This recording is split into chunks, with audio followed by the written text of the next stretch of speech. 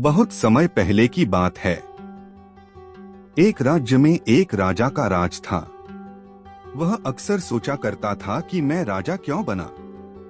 एक दिन इस प्रश्न का उत्तर प्राप्त करने के लिए उसने अपने राज्य के बड़े बड़े ज्योतिषियों को आमंत्रित किया। ज्योतिषियों के दरबार में उपस्थित होने पर राजा ने यह प्रश्न उनके सामने रखा, जिस समय मेरा जन्म हुआ ठीक उसी समय कई अन्य लोगों का भी जन्म हुआ होगा। उन सब में मैं ही राजा क्यों बना? इस प्रश्न का उत्तर दरबार में उपस्थित कोई भी ज्योतिषी नहीं दे सका। एक बूढ़े ज्योतिषी ने राजा को सुझाया कि राज्य के बाहर स्थित वन में रहने वाले एक महात्मा कदाचित उसके प्रश्न का उत्तर दे सकें। राजा तुरंत उस महात्मा से मिलने वन की ओर निकल पड़ा। जब वह महात्मा के पास पहुंचा तो देखा कि वह अंगारे खा रहे हैं। राजा घोर आश्चर्य में पड़ गया, किंतु उस समय राजा की प्राथमिकता अपने प्रश्न का उत्तर प्राप्त करना था। इसलिए उसने इधर उधर की कोई बात किए बिना अपना प्रश्न महात्मा के सामने रख दिया। प्रश्न सुन महात्मा ने कहा, राजन, इस समय मैं भूख से बेहाल हूँ। मैं तुम्हारे प्रश्न का उत्तर नहीं दे सकता। कुछ दूरी पर एक पहाड़ी है, उसके ऊपर एक और महात्मा तुम्हें मिलेंगे। वे तुम्हारे प्रश्न का उत्तर दे देंगे। तुम उनसे जाकर मिलो। राजा बिना समय व्यर्थ किए पहाड़ी पर पहुंचा।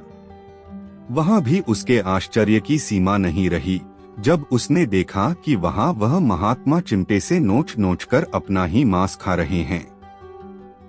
राजा ने उनके समक्ष वह प्रश्न दोहराया।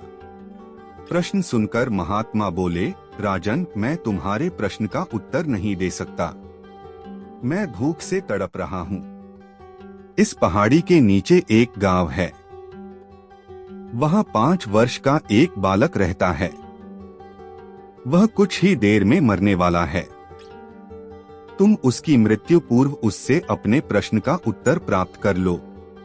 राजा गांव में जाकर उस बालक से मिला। वह बालक मरने की कगार पर था। राजा का प्रश्न सुन वह हंसने लगा। एक मरते हुए बालक को हंसता देख राजा चकित रह गया, किंतु वह शांति से अपने पूछे गए प्रश्न के उत्तर की प्रतीक्षा करने लगा। बालक बोला, राजन, पिछले जन्म में मैं, तुम और वो 2 महात्मा जिनसे तुम पहले मिल चुके हो, भाई थे। एक दिन हम सभी भाई भोजन कर रहे थे कि एक साधु हमारे पास आकर भोजन मांगने लगा।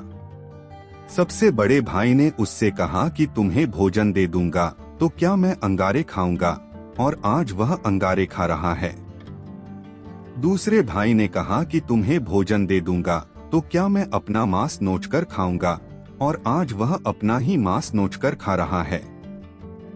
साधु ने जब मुझसे भोजन मांगा तो मैंने कहा कि तुम्हें भोजन देकर क्या मैं भूखा मरूंगा, और आज मैं भूखे मरने की कगार पर हूँ। किंतु तुमने दया दिखाते हुए उस साधु को अपना भोजन दे दिया। उस पुण्य का ही प्रताप है कि इस जन्म में तुम राजा बने। इतना कहकर बालक मृत्यु को प्राप्त हो गया।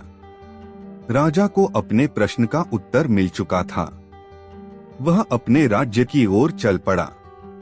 अच्छे कर्म का अच्छा फल मिलता है, इसलिए सदा सत्कर्म करो और जहां तक संभव हो दूसरों की सहायता करो। ठंड का मौसम था। शीतल हवा पूरे राज्य में बह रही थी। कड़ाके की ठंड में भी उस दिन राजा सदा की तरह अपनी प्रजा का हाल जानने भ्रमण पर निकला था। महल वापस आने पर उसने देखा कि महल के मुख्य द्वार के पास एक वृद्ध बैठा हुआ है। पतली धोती और कुर्ता पहने वह वृद्ध ठंड से कांप रहा था। कड़ाके की ठंड में उस वृद्ध को बिना गर्म कपड़ों के देख राजा चकित रह गया। उसके पास जाकर राजा ने पूछा, क्या तुम्हें ठंड नहीं लग रही? लग रही है, पर क्या करूं, मेरे पास गर्म कपड़े नहीं हैं। इतने वर्षों से कड़कड़ाती ठंड में यूं ही बिना गर्म कपड़ों के गुजार रहा हूं। भगवान मुझे इतनी शक्ति दे देता है कि मैं ऐसी ठंड सह सकूं और उसमें जी सकूं, वृद्ध ने उत्तर दिया। राजा को वृद्ध पर दया आ गई। उसने उससे कहा, तुम यहीं रुको, मैं अंदर जाकर तुम्हारे लिए गर्म कपड़े भिजवाता हूँ। वृद्ध प्रसन्न हो गया। उसने राजा को कोटि कोटि धन्यवाद दिया। वृद्ध को आश्वासन देकर राजा महल के भीतर चला गया, किंतु महल के भीतर जाकर वह अन्य कार्यों में व्यस्त हो गया और वृद्ध के लिए गर्म कपड़े भिजवाना भूल गया। अगली सुबह एक सिपाही ने आकर राजा को सूचना दी कि महल के बाहर एक वृद्ध मृत पड़ा है। उसके मृत शरीर के पास जमीन पर एक संदेश लिखा हुआ है, जो वृद्ध ने अपनी मृत्यु के पूर्व लिखा था। संदेश यह था, इतने वर्षों से मैं पतली धोती कुर्ता पहने ही कड़ाके की ठंड सहते हुए जी रहा था, किंतु कल रात गर्म वस्त्र देने के तुम्हारे वचन ने मेरी जान ले ली। दूसरों से की गई अपेक्षाएं अक्सर हमें उन पर निर्भर बना देती है, जो कहीं न कहीं हमारी दुर्बलता का कारण बनती है। इसलिए अपनी अपेक्षाओं के लिए दूसरों पर निर्भर रहने के स्थान पर स्वयं को सबल बनाने का प्रयास करना चाहिए। एक गांव में मेला लगा हुआ था।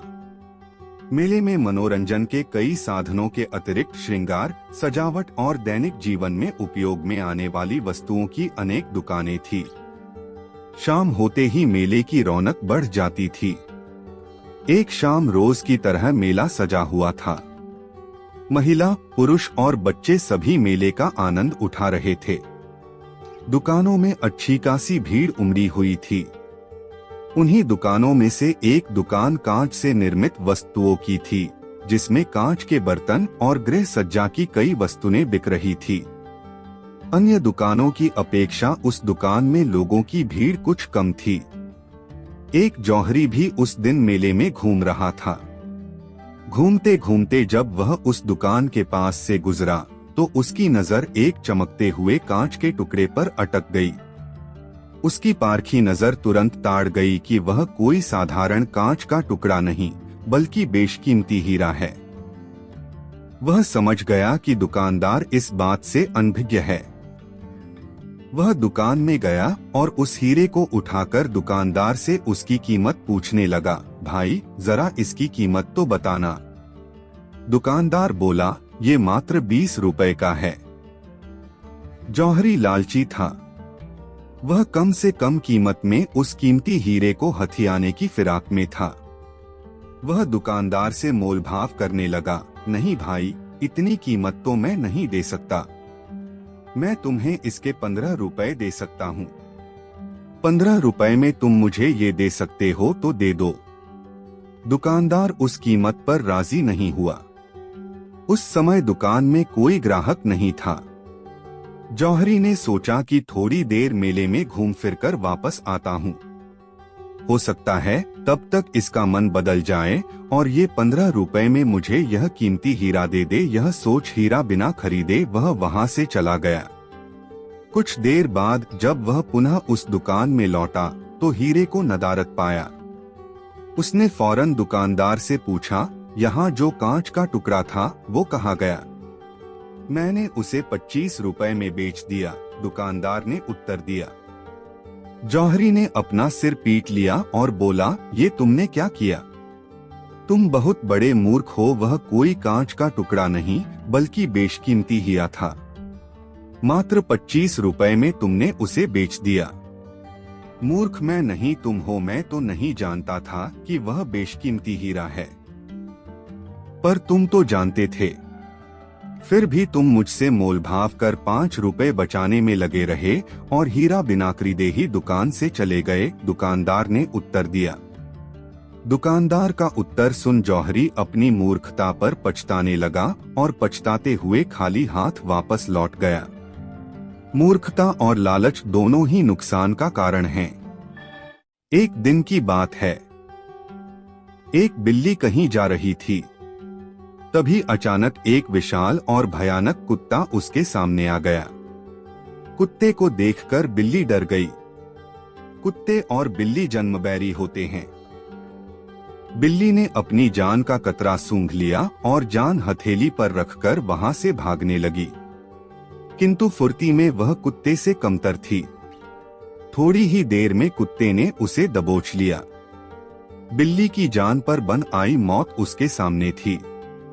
कोई और रास्ता न देख वह कुत्ते के सामने गिड़गिड़ाने लगी, किंतु कुत्ते पर उसके गिड़गिड़ाने का कोई असर नहीं हुआ। वह उसे मार डालने को तत्पर था। तभी अचानक बिल्ली ने कुत्ते के सामने एक प्रस्ताव रख दिया। यदि तुम मेरी जान बख्श दोगे तो कल से तुम्हें भोजन की तलाश में कहीं जाने की आवश्यकता नहीं रह जाएगी। मैं यह जिम्मेदारी उठाऊंगी। मैं रोज तुम्हारे लिए भोजन लेकर आऊंगी।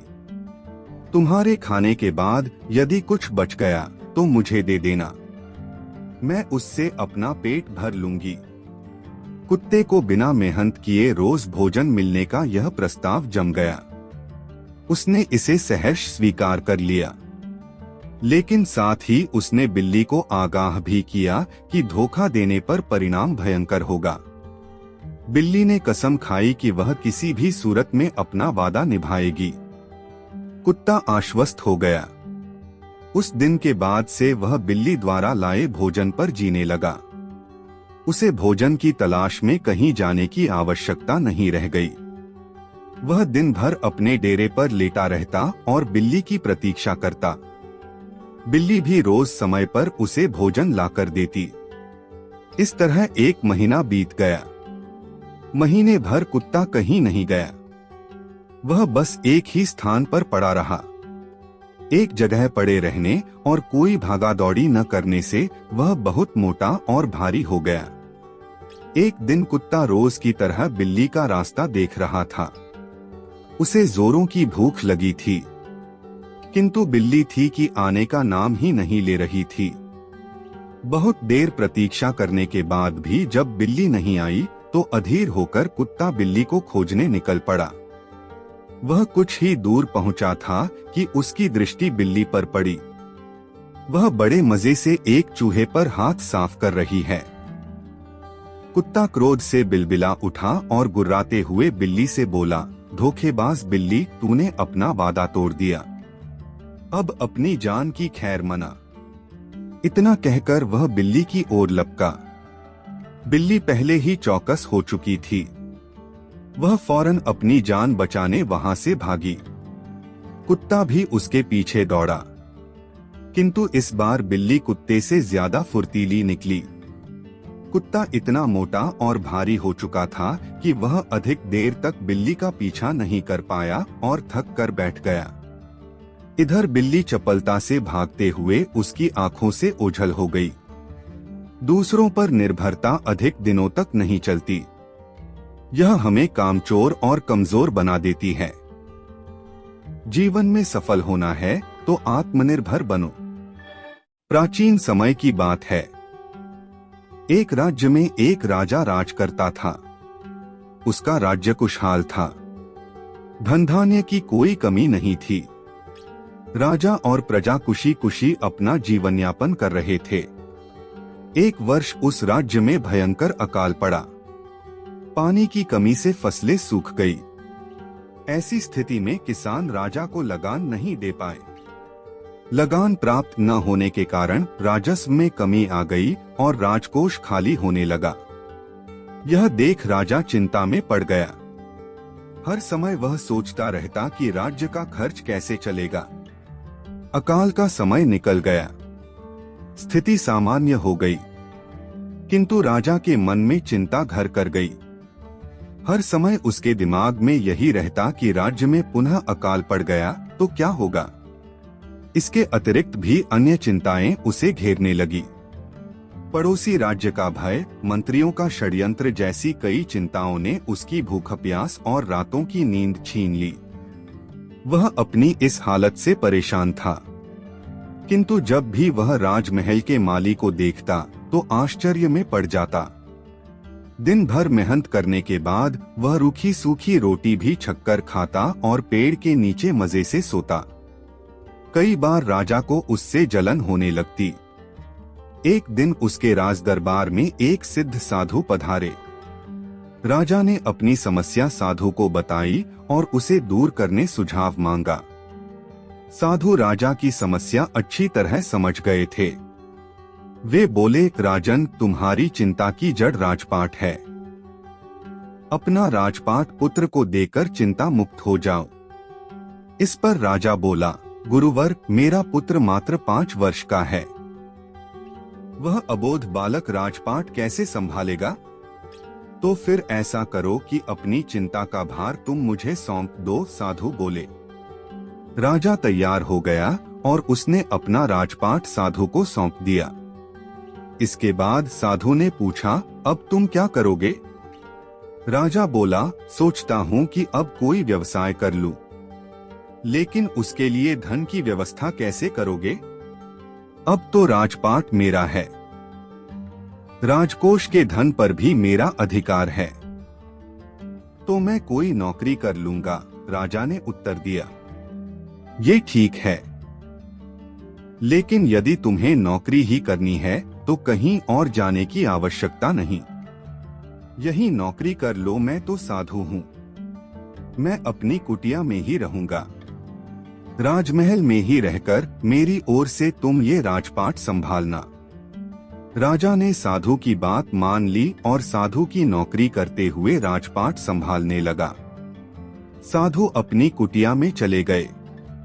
कुछ दिन बाद साधु पुनः राजमहल आए और राजा से भेंट कर पूछा, कहो राजन, अब तुम्हें भूख लगती है या नहीं, और तुम्हारी नींद का क्या हाल है? गुरुवर, अब तो मैं खूब खाता हूँ और गहरी नींद सोता हूँ। पहले भी मैं राजपाट का कार्य करता था, अब भी करता हूँ। फिर ये परिवर्तन कैसे, ये मेरी समझ के बाहर है। राजा ने अपनी स्थिति बताते हुए प्रश्न भी पूछ लिया। साधु मुस्कुराते हुए बोले, राजन, पहले तुमने काम को बोझ बना लिया था और उस बोझ को हर समय अपने मानसपटल पर ढोया करते थे, किंतु राजपाट मुझे सौंपने के उपरांत तुम समस्त कार्य अपना कर्तव्य समझकर करते हो, इसलिए चिंता मुक्त हो। जीवन में जो भी कार्य करें अपना कर्तव्य समझकर करें, न कि बोझ समझकर। यही चिंता से दूर रहने का तरीका है। एक व्यक्ति मल्टीनेशनल कंपनी में सेल्स मैनेजर की जॉब करता था। उसने अपनी बचत से शहर के बाहर एक आलीशान मकान बनवाया। शहर के बाहर होने के कारण वह एरिया कुछ सुनसान था। वह व्यक्ति अपनी पत्नी और बच्चों के साथ अपने नए घर में रहने लगा। सुबह होते ही वह काम पर निकल जाता और देर शाम तक लौटता। सुनसान जगह इतना आलीशान मकान देखकर चोरों के एक समूह ने वहां चोरी करने की योजना बनाई। चोरी के पहले वे मैनेजर के घर के पास चक्कर मारकर उसके घर की गतिविधियों का जायजा लेने लगे। पहले ही दिन उनकी नजर मैनेजर की एक अजीब हरकत पर पड़ी। घर आने के बाद वह सबसे पहले अपने बगीचे में लगे आम के पेड़ के पास गया और अपने ऑफिस बैग से एक एक कर कुछ निकालने लगा और उसे पेड़ में कहीं डालने लगा। मैनेजर की पीठ चोरों की तरफ होने के कारण चोर ये देख नहीं पाए कि उसने अपने बैग में से क्या निकाला और पेड़ में किस जगह डाला। उन्होंने अंदाजा लगाया कि ये अवश्य ही कोई कीमती चीज होगी। चोर मैनेजर के घर के पास घात लगाकर बैठ गए और अंधेरा होने का इंतजार करने लगे। रात में जब घर की लाइट्स बुझ गई तो उन्हें इत्मीनान हुआ कि घर में सब सो गए हैं। वे दीवार फांद कर घर में घुसे और सीधे आम के पेड़ के पास पहुंचे। फिर बिना समय गंवाए वे वहां मैनेजर की छुपाई चीज खोजने लगे, लेकिन बहुत खोजने के बाद भी उन्हें कुछ नहीं मिला। आखिरकार थक हार कर वे वापस लौट गए। अगले दिन वे फिर उस घर के पास छुपकर बैठ गए। मैनेजर जब ऑफिस से वापस आया तो चोरों की नजरें फिर उस पर ही गड़ गई। पिछले दिन की तरह वह सबसे पहले आम के पेड़ के पास गया और बैग से निकालकर उसमें कुछ डालने लगा। फिर वह घर के अंदर चला गया। उस रात घर की लाइट्स बंद हो जाने के बाद फिर से चोर दीवार फांद आम के पेड़ के पास पहुंचे और जी जान से उन चीजों को खोजने में लग गए जो मैनेजर ने वहां छुपाई थी। लेकिन उस दिन भी उन्हें कुछ हासिल नहीं हुआ। कुछ दिन तक वे रोज रात में आम के पेड़ के पास खोजबीन करते रहे, लेकिन उनके हाथ कुछ न लगा। वे परेशान हो गए कि मैनेजर आखिर कैसे उन चीजों को पेड़ में छुपाता है कि हम जैसे शातिर चोर भी उन्हें ढूंढ नहीं पा रहे हैं। अब चोरों में चोरी करने से ज्यादा इस रहस्य को जानने की जिज्ञासा पैदा हो गई। आखिरकार अपनी जिज्ञासा शांत करने रविवार के दिन वे सभी मैनेजर से मिलने उसके घर पहुंचे। मैनेजर का उन्होंने शरीफों की तरह अभिवादन किया। फिर चोरों का सरदार बोला, सर प्लीज बुरा मत मानिएगा, एक बात आपसे पूछनी थी। हम लोग चोर हैं, पिछले कुछ दिनों से आपके घर चोरी करने की फिराक में हैं। हम रोज देखते हैं कि आप शाम को घर आकर आम के पेड़ में कुछ डालते हैं, लेकिन लाख कोशिशों के बाद भी हम वो चीजें ढूंढ नहीं पाए। हम सब ये जानने को बेचैन हैं कि आप वहाँ चीजें कैसे छुपाते हैं कि वो मिलती नहीं हैं। चोरों की बात सुनकर मैनेजर हंस पड़ा, फिर बोला, अरे भाई मैं वहाँ कुछ भी नहीं छुपाता, तुम लोगों को गलतफहमी हो गई है। नहीं सर, हमने देखा है, आप रोज शाम को अपने बैग में से कुछ निकालकर पेड़ में डालते हैं, आप वहाँ कुछ न कुछ तो छुपाते हैं, चोर एक स्वर में बोले। अब मैनेजर गंभीर हो गया और बोला, मैं एक मल्टीनेशनल कंपनी में सेल्स मैनेजर हूँ, काम का दबाव बहुत अधिक रहता है, जिस कारण तनाव होना लाजमी है। किसी भी हाल में टारगेट पूरा करना ही होता है, इसके लिए रोज किसी न किसी से झिकझिक होती है, कस्टमर के ताने सुनने पड़ते हैं, बॉस की डांट झेलनी पड़ती है। मानसिक तनाव इतना अधिक होता है कि घर आने पर भी नहीं जाता। पहले अक्सर मेरे तनाव को बेवजह मेरे परिवारजन झेलते थे। कुछ देर रुककर मैनेजर आगे बताने लगा, जब मैंने ये नया घर बनवाया तो सोचा कि इस घर का माहौल मैं शांतिपूर्ण रखूंगा, कभी ऑफिस का तनाव घर लेकर नहीं लाऊंगा। इसलिए घर आने के बाद मैं सबसे पहले आम के पेड़ के पास जाता हूँ और अपना पूरा तनाव एक एक कर वहाँ डाल देता हूँ। कमाल की बात यह है कि अगले दिन जब मैं वो उठाने जाता हूँ तब तक आधा तनाव तो गायब हो जाता है। जो थोड़ा बहुत बचता है उसे मैं अपने साथ ले जाता हूँ, लेकिन फिर जब शाम को घर आता हूँ तो तनाव पेड़ के पास छोड़ जाता हूँ। यही पेड़ का रहस्य है। मैनेजर की बात सुनकर चोरों को पेड़ का रहस्य समझ आया। चोरी करने में तो वे सफल नहीं हो सके, लेकिन जीवन की एक बहुत बड़ी सीख उन्हें जरूर मिली। आज के दौर में जिंदगी में सुख सुविधाओं के साधन तो बढ़ते जा रहे हैं और जिंदगी आरामदायक होती जा रही है, लेकिन कहीं न कहीं तनाव भी बढ़ता जा रहा है। अक्सर आपने देखा होगा कि लोग ऑफिस का तनाव अपने घर ले आते हैं। इस तरह वे घर पर भी सुकून से नहीं रह पाते हैं, साथ ही अपने तनाव से परिवारजनों को भी प्रभावित करते हैं। क्या हर समय तनाव का बोझ ढोना आवश्यक है? क्या इस तरह जिंदगी कुछ ज्यादा कठिन नहीं बनती जा रही? तनाव को एकदम से तो समाप्त नहीं किया जा सकता, लेकिन कम से कम घर पर परिवारजनों के साथ होने पर तो तनाव को दूर रखा जा सकता है और उनके साथ खुशनुमा पल बिताए जा सकते हैं। इसलिए जब भी घर आएं, तनाव को बाहर ही छोड़ आएं। शहर की पुरानी बस्ती में ताले चाबी की एक दुकान थी। उस दुकान में ढेर सारे ताले चाबी थे। लोग ताले खरीदने वहां आते। कभी कभी मुख्य चाबी गुम हो जाने पर डुप्लीकेट चाबी बनवाने भी उस दुकान पर आते। उसी दुकान में कोने में एक मजबूत हथौड़ा भी पड़ा हुआ था जो ताला तोड़ने के काम आता था, लेकिन उसका प्रयोग कभी कभार ही होता था।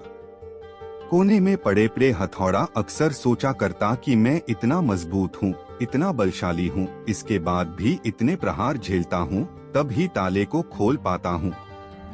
लेकिन चाबी इतनी छोटी होने के बावजूद किसी भी ताले को बड़ी ही आसानी से खोल लेती हैं।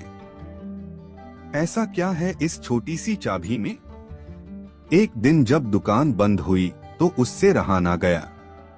उसने चाभी से पूछ ही लिया, चाभी बहन, मैं बहुत दिनों से एक बात सोच रहा था, किंतु बहुत सोचने के बाद भी मैं किसी निष्कर्ष पर नहीं पहुंच पाया।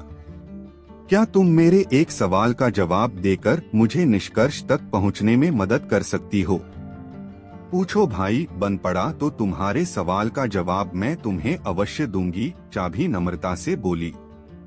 बहन, तुम में ऐसी क्या खास बात है कि तुम इतनी छोटी होने पर भी हर प्रकार के ताले, चाहे वह कितना भी मजबूत और जिद्दी क्यों न हो, बड़ी आसानी से खोल लेती हो, जबकि मैं तुमसे बहुत बड़ा, बलशाली और शक्तिशाली होने के बावजूद भी ऐसा नहीं कर पाता। मुझसे ताला खोलने में बहुत मेहनत लगती है और कई बार प्रयास करने के बाद ही ताला टूटता है। चाभी मुस्कुराई और बोली, बहुत ही साधारण सी बात है हथौड़े भाई। तुम ताले पर प्रहार करते हो, इस तरह तुम उस पर बल का प्रयोग करते हो और खोलने के प्रयास में उसे चोट पहुंचाते हो। ऐसे में ताला खुलता नहीं बल्कि टूट जाता है, जबकि मैं बिना बल का प्रयोग किए और ताले को चोट पहुंचाए बगैर उसके अंतर्मन में उतर जाती हूँ। इसीलिए मेरे निवेदन पर ताला तुरंत खुल जाता है। जीवन में कई बार ऐसी परिस्थितियां आती हैं जब हमारे सामने हथौड़ा या चाबी बनने का विकल्प होता है। किसी का दिल जीतना है तो उसे हथौड़ा बनकर जोर जबरदस्ती से नहीं जीता जा सकता, बल्कि चाबी की तरह उसके दिल में उतरकर जीता जाता है। इसी प्रकार किसी से कोई काम करवाना है तो डरा धमकाकर और जबरदस्ती दबाव डालकर भी काम करवाया जा सकता है। लेकिन ऐसे में कार्य के प्रति उत्साह और समर्पण भावना नगण्य रहेगी। यदि किसी के दिल में कार्य के प्रति समर्पण भावना जागृत कर उसे उत्साहित कर कार्य करवाया जाए तो कार्य मन लगाकर और समर्पण से किया जाएगा और ऐसे में कार्य बेहतर होगा और परिणाम भी बेहतर प्राप्त होगा।